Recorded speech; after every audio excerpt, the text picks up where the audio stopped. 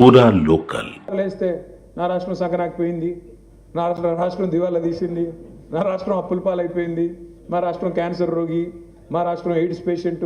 ఇదే ముఖ్యమంత్రి మాట్లాడే మాట. నేను ఢిల్లీ పోతే ఎవడు అపాయింట్మెంట్ ఇట్లేదు, చెప్పులు దొంగతనం చెప్తానే భయపడుతున్నారు. ఇలాంటి ముఖ్యమంత్రిని ఎప్పుడైనా చూసినామా? రోషయ్య గారు ఉన్నప్పుడు ఆయన కూడా చెప్పేటోడు ఎక్కడున్నాయా పైసలు అనేటోడు, అంతేగాని ఈయన అనేటోడు కాదు. ఆయన ఎక్కడున్నాయా పైసలు, ఏడున్నాయి అనేవాడు. ఇంకా ఘోరం ఏంటంటే వీళ్ళే కదా బిల్డప్ ఇచ్చింది. 100 రోజులు 6 గ్యారంటీ, అటు సూర్యుడు ఇటు పొడిసిన 6 అయినా మేము ఇది చేస్తాం అది చేస్తాం అని డైలాగులు కొట్టింది ఇల్లు కదా. ఆయన పట్టుకొని ఏమయ్య రేవంత్ రెడ్డి గారు మరి 100 రోజుల్లో చేస్తాను కదా, 600 రోజులు అయింది, ఎక్కడ పోయినాయి నీ గ్యారంటీలు అంటే ఏం చేస్తారా? ఆయన కోసుకొని తింటారా? ఎవడు కోసుకొని తింటాడు? నేను ఏమైనా సేపువా, జామకాయవా, లేదా మామిడి పండువా? ఎందుకు కోసుకొని తింటారు? నేను నాకు అర్థం కాదు. అంటే ఇలాంటి తిక్కలోడు నా జీవితంలో నేనైతే చూడలేదు. ప్రజలు కూడా అందుకే మీరు చూస్తే ఇంత తొందరగా ఒక ముఖ్యమంత్రి మీద, ఒక ప్రభుత్వం మీద కోపం వచ్చింది, రివర్స్ అయింది. బహుశా చరిత్రలో భారతదేశంలో ఎక్కడ జరగలేదు. మీరు చూడండి, నేనేదో ఆషామాషిగా చెప్పట్లేదు.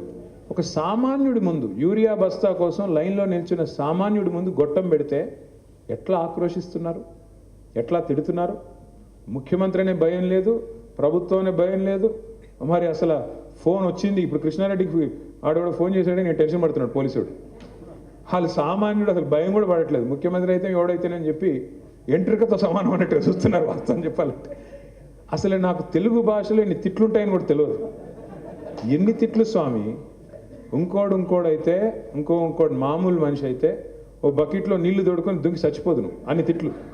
ఏదో రేవంత్ రెడ్డి కాబట్టి నడిచిపోతుంది, ఆయనకి అట్లాంటివి ఏం లేవు, ఆయనకి అలవాటు అయిపోయింది పాపం.